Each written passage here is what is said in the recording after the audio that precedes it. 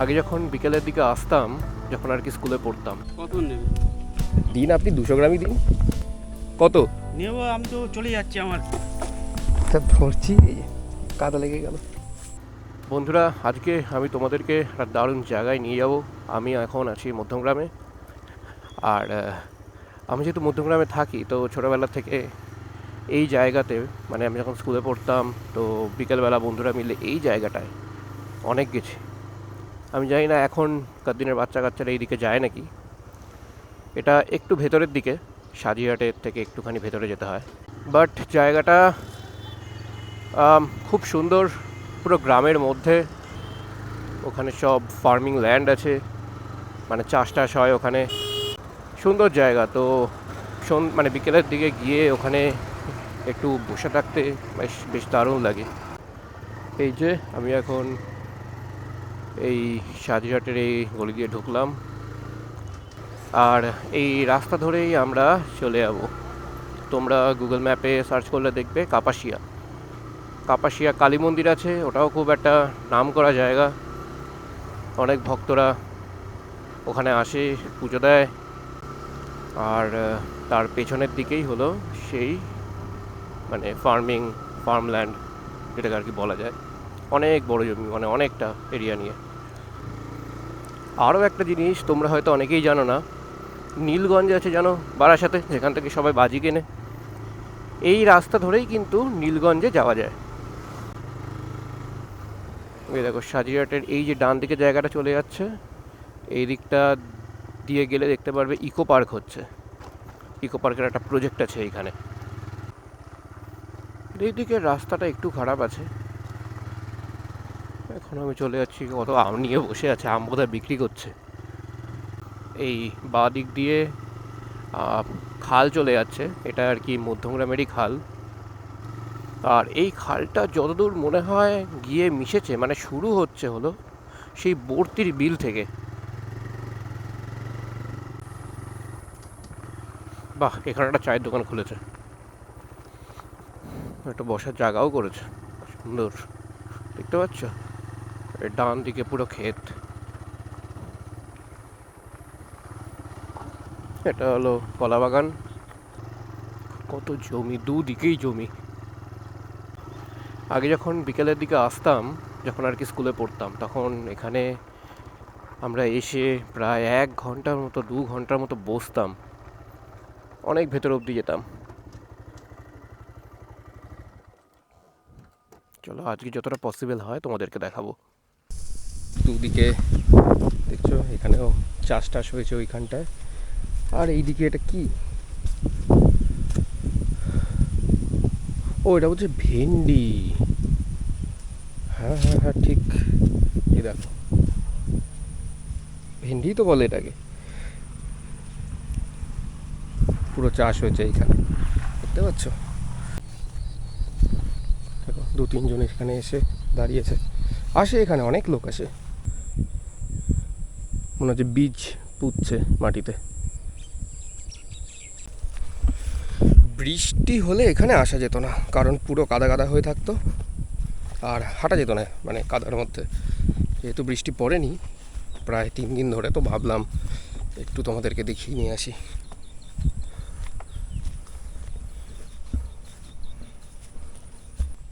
এই দেখো, এইখানে জমিতে পুঁইশাক চাষ হয়েছে। আরও এগোচ্ছি আমি, দেখছো ওইখানেও একটা লোক ওই জমিতে কিছু একটা করছে। সুন্দর জায়গা, আর বেশ দারুণ হাওয়া দিচ্ছে এই বিকেলবেলা।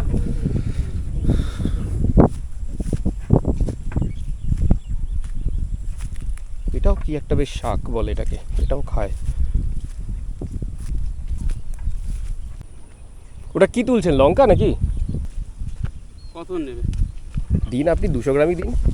200 গ্রাম কী হবে? কত, মানে কত আর কি হবে আপনার? 500 গ্রাম দেয় 20 টাকা। 500 গ্রাম 20 টাকা। আচ্ছা, তাই দিন আমাকে,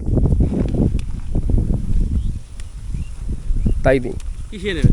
আমার কাছে ব্যাগ আছে একটা।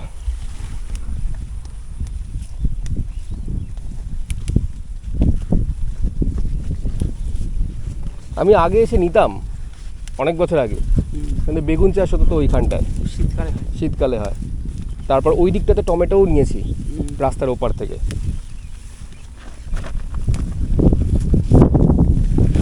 দিদিন অল্প বটে।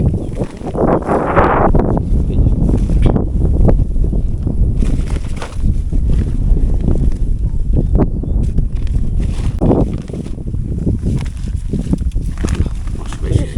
আচ্ছা, এই যে কটা ভেঙে নিয়ে নিলাম, হেলমেটের মধ্যে ঢুকিয়ে নিয়েছি। ওনার কাছে কোনো ওয়েটিং মেশিন ছিল না, তো বলছিল যে আমি বুঝবো কী করে মাপ। বললাম যতটা আর কি হাতে হয় ওঠে ওনাকেই বুঝে দিতে বললাম, উনি তারপর দিয়েছেন।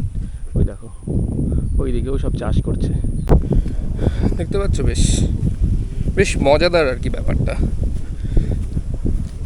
যারা আর কি একটু গ্রামের কাছাকাছি বা গ্রামে থেকে বড় হয়েছে তাদের কাছে এই জিনিসগুলো খুব ভালো লাগবে। এরমভাবে ডাইরেক্ট জমিতে এসে শাক সবজি নিয়ে যাওয়া বেশ মজাদার ব্যাপার।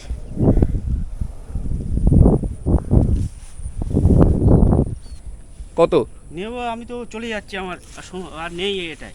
আর নেই বলতে? এই কাটা আর নেই, শেষ। ও আচ্ছা, না তাহলে কি নেওয়া যাবে না নাকি? হ্যাঁ, না এইতে তো গোনা গোনা আছে। ও হ্যাঁ। আচ্ছা আচ্ছা আচ্ছা এই ডিসকালার হয়ে যাবে। আচ্ছা, বুঝতে পেরেছি। উনি কি ওটা করছেন? উনি পাট পাতা কাটছে। পাট, আচ্ছা পাট শাক নিয়ে যাও দু তিন আটি। দু তিন আটি? হ্যাঁ, চার আটি বেশি হয়ে যাবে। কাকু আমাকে 2 আটি দেবে তুমি। 4 আটি খেতে পারবো না, খেতে পারবো না 4 আটি। না না, অত অনেক দিন হয়ে যাবে না, 2 আটিতে চলে যাবে এক সপ্তাহ। হ্যাঁ, রুটি।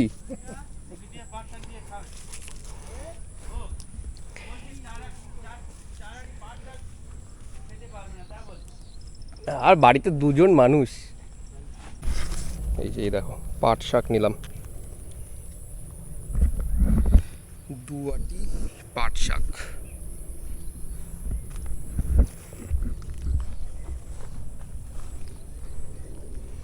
কাকু আমাকে বললো এই যে সামনে শাকটা দেখতে পাচ্ছ, এটাও আমাকে 2 আটি দেবে।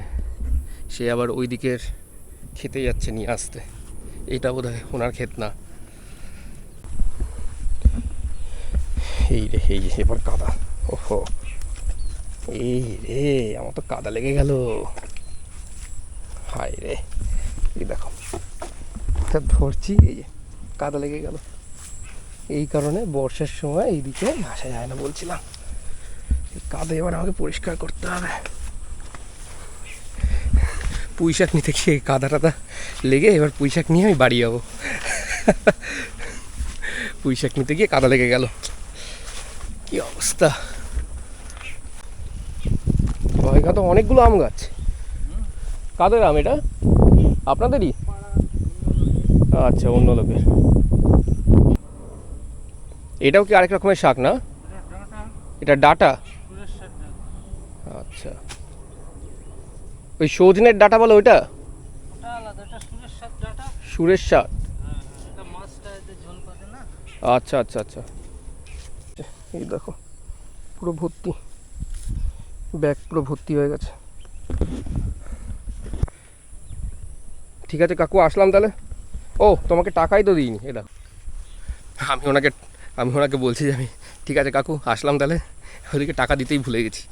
তারপর আবার টাকাটা দিলাম পকেট থেকে বার করে। যে পুরো ব্যাগ ভর্তি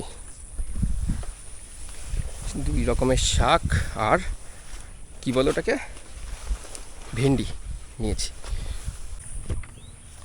বন্ধুরা এখন প্রায় 5টা বাজছে, আর আমি এখানে বেশ অনেকক্ষণ ধরে ঘুরলাম। তো তোমরা বলো কমেন্টে যে কীরকম লাগলো জায়গাটা। তোমরা কি আদেও জানতে যে মধ্যমগ্রামের সাজিয়াটের মধ্যে এরকম মানে জায়গা হতে পারে, থাকতে পারে? নিশ্চয়ই অনেকে জানতে না। তো যদি জায়গাটা ভালো লেগে থাকে নিশ্চয়ই একবার ঘুরে যাও, তোমাদের ভালো লাগবে। এদিকে এই যে সামনে বেশ ভালো রাস্তা আছে, আর একদম রাস্তার উপরেই পুরো জমি। তো বন্ধুরা, আবার দেখা হবে তোমাদের সাথে নতুন কোনো ব্লগে।